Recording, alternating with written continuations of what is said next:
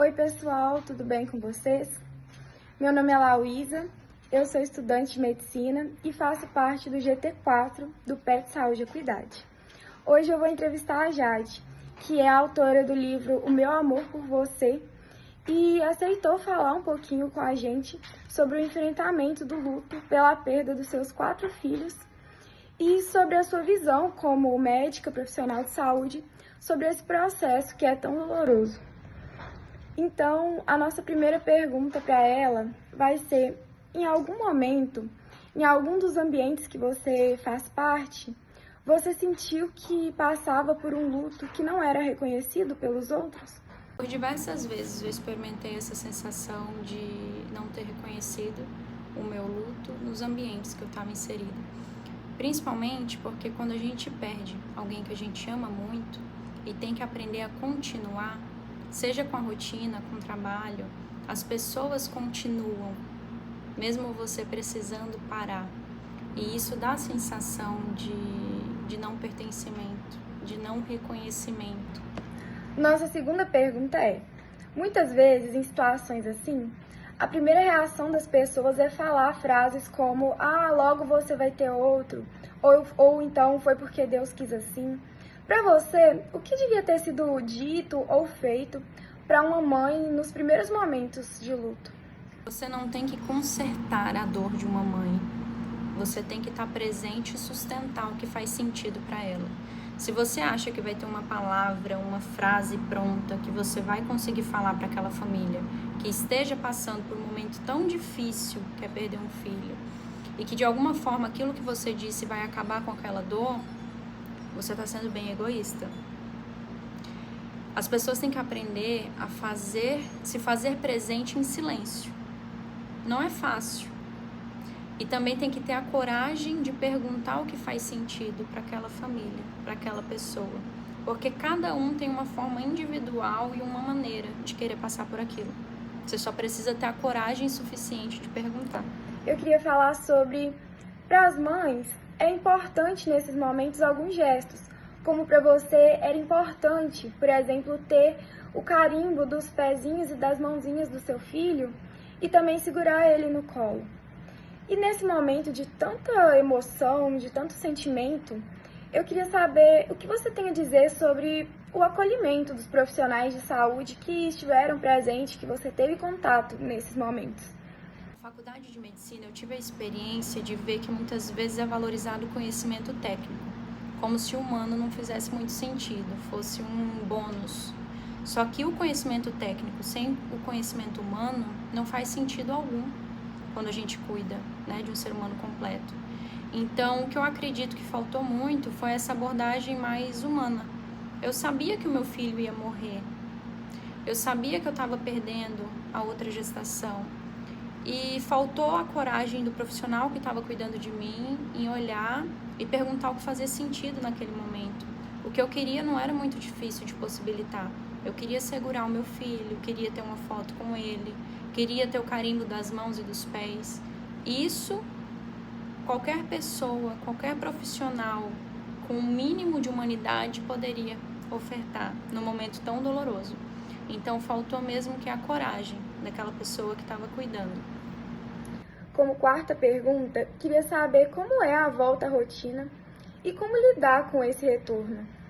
Voltar para a rotina pode ser extremamente estressante e desgastante.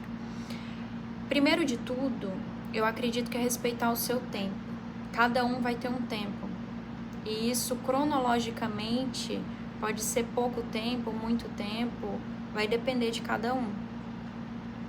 Alguns até não conseguem voltar. E é respeitar as suas limitações para tornar esse processo possível. Eu lembro de uma experiência que, quando eu perdi o meu filho, eu quis voltar logo para o estágio que eu estava de hospital. E enquanto eu estava andando no corredor do hospital, um dos colegas de turma me viu e passou a mão na minha barriga. Eu tinha acabado de passar pelo trabalho de parto, a barriga ainda estava aumentada. E aquilo me fez tão mal. Eu voltei para casa e eu chorei muito. entendendo que também não era culpa dele, ele naquele dia não quis ser uma pessoa péssima e fazer eu passar por aquilo. É que realmente essa volta pode ser um pouco complicada. Então, respeitar o seu tempo, respeitar os seus sentimentos, quando você acolhe, eles se tornam possíveis de serem vivenciados. Como quinta pergunta, queria te pedir para falar um pouquinho sobre rede de apoio e qual a importância dela no momento de luto e também no período pós-luto. Ai, o que falar da rede de apoio?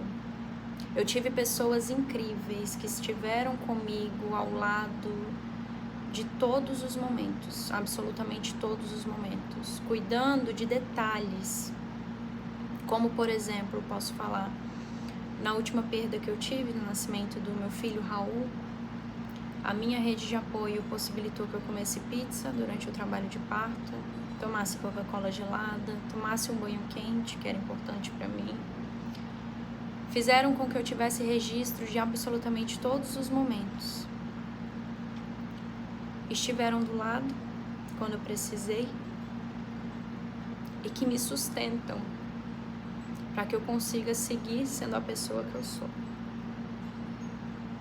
Então, quem tem a rede de apoio vai percorrer mesmo assim caminhos difíceis, mas caminhos que se tornam possíveis justamente por tê-los ao lado. Queria perguntar o que você diria para as pessoas do ambiente de trabalho, ou então para as pessoas do seu convívio, que você acha que elas precisariam saber. Se eu pudesse pontuar algo que faria muito sentido quando eu voltei, é que as pessoas tivessem a coragem suficiente de chegar e perguntar. Se perguntar como eu estou me sentindo, que seja uma pessoa que saiba sustentar a resposta.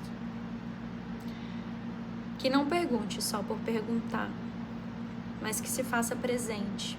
Eu não preciso ouvir algo de você para fazer com que eu me sinta melhor. Mas reconheça, não pense que talvez não tocando no assunto vai fazer com que eu sofra menos, porque isso pode até invisibilizar. Era algo que eu sentia.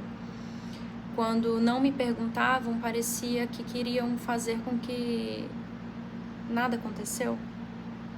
Isso gerava um sofrimento ainda maior. Então não tenha medo de perguntar como eu estou me sentindo, de perguntar se pode fazer alguma coisa por mim naquele dia. Talvez eu só queira falar um pouco. Então esteja disposto a ouvir aquela pessoa.